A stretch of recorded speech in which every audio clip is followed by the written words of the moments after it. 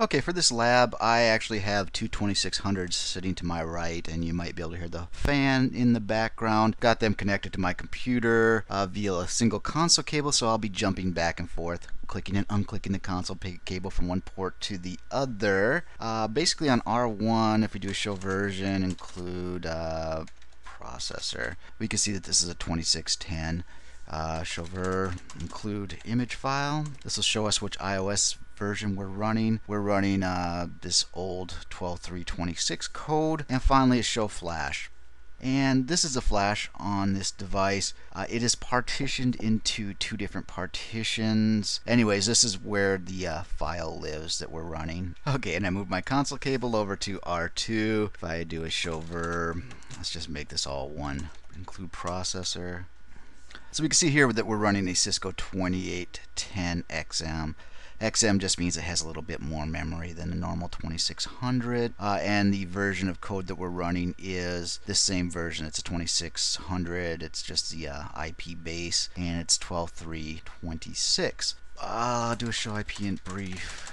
Exclude assign, so we're just seeing the interfaces actually have an IP address assigned to them. What we're going to do here is we're going to be using this fast Ethernet connection, and it's going to be connecting to the slow or classic Ethernet connection on R1 at 10 megs full duplex. So on the other side of this we have 100.1.12.1, and we can show that that is reachable by pinging that.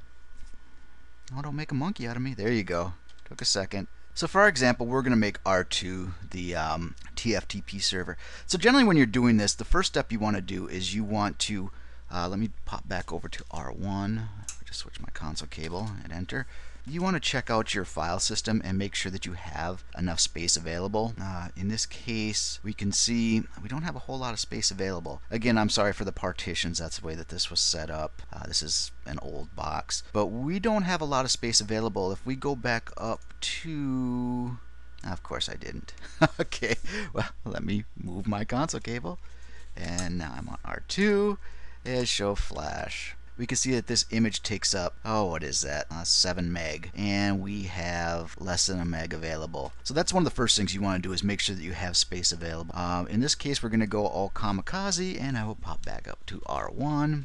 We do not have the available space, so I'm going to do something that I generally would not do in production. I'm going to delete running iOS image. So this is the image that we're using. I'm going to do that by just erasing the entire flash. I would have space available. Unfortunately, squeeze is not working on here. Just a quick aside, when you delete, let's do that here. So flash, we can see that in partition 1 we have this image. If I delete that image, I think I have to specify partition 1. And it'll ask you, do you want to delete it? Yeah, go ahead. Now, if I do a show flash, it'll still show there, but it's showing a status of deleted. And you'll notice we did not free up any additional space. Normally, to do that, you would squeeze the flash. You squeeze it. You get all that delicious flash juice out of there. Go ahead and say yes. It's not doing this because I have to go ahead and mess about with this before the squeeze works. It will work with this code version. I have to do a bunch of garbage with it first. That's beside the point here. I just wanted to tell you why this is sitting there and why we don't have sufficient space. So we kind of do fail. Our first step was to make sure it has sufficient space on the receiving device, but we're going to go ahead and work through that. So the next thing you want to do, well, realistically, the next thing you want to do is you want to make sure that you can ping the device that you're going to use as the typing and talking, not my strong point. In this case, we're going to use router 2 as our TFTP server. We want to make sure that we have connectivity there. When you're doing this in the quote-unquote real world, watch out for firewalls. Make sure that you know your network path well enough to see if there's a firewall there, because you could ping from here, but you may not be able to TFTP from here.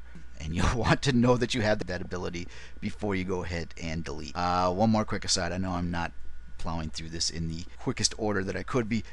Generally, in the real world, I like to be able to have 2 images. So that I want to have the image that I'm using and then the image that I'm going to replace that with. In case something goes bonkers, I can always revert to the image that I'm using. In this case, because of the squeeze issue, and well, we'd be able to do it. We'd be able to get the space for it. If you don't have space for it, then you got to go commando and just go ahead and knock that out. But try to have two valid iOS images, one that you know is working when you're doing this, because if you do an upgrade and it fails, you can always quickly roll back to the known working good. Get off my soapbox and let's pop on over to R2. Clicky clicky. So this is the image that we're going to be sharing out. And how we're going to do this, we're going to go into configuration mode and we're going to go TFTP server, and we saw this on the slides. Let's issue the question mark to invoke the iOS help. We have a number of storage locations that we can use. In this case, we're going to use Flash. One thing you could do, it's really a nice command, is just do a do show ver include image file, and there you go. So now I can do TFTP server and I can cut and paste this. And we'll show you that you do have the ability to ACL this. We're not going to do that in this case. There's only two devices. I showed you that on the slides, and you can also use an alias, which is a little bit beyond what we're going to do here.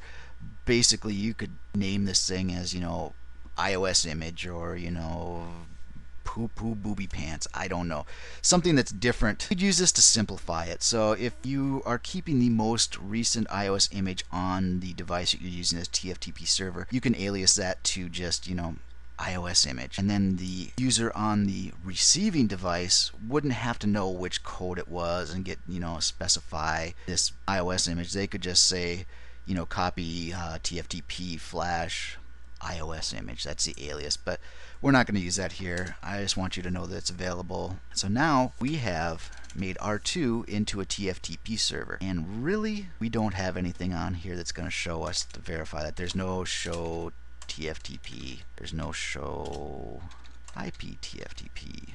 Yeah, see, so the way that you could tell that this is sharing it out is just do a show run include TFTP, and you'll see that it is sharing this out.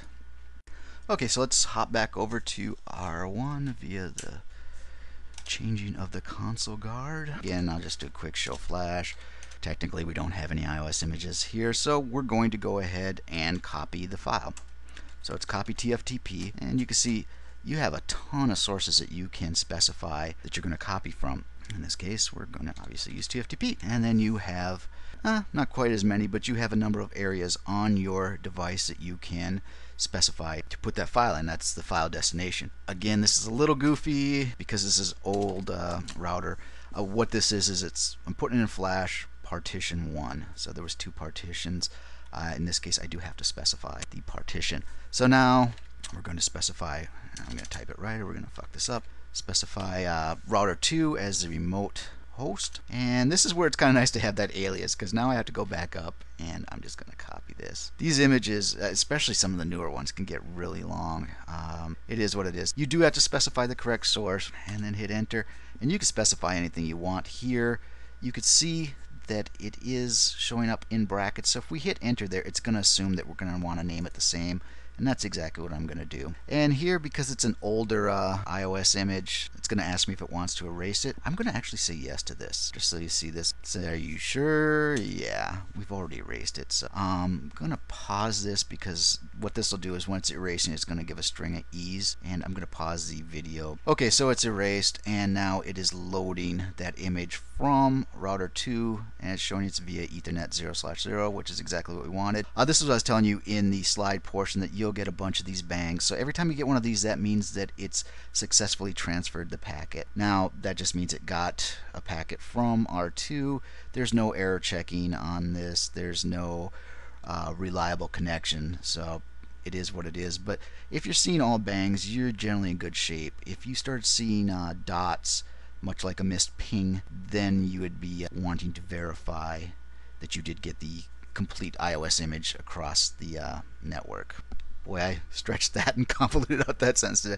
Anyways, I'm going to pause again while it does its thing. Okay, and so now it has transferred over, so it's done a verifying checksum. That's telling the router itself, hey, I like what I got here. Tells you how many bytes were copied, and if we go back up to R2, R2, where did I do a show flash in R2? This is exciting. You can see that this is the same. Copy and paste it there. It's the same. So that's kind of good to check. And it tells you how long it took. It took 88 seconds and how many bytes per second, like we care.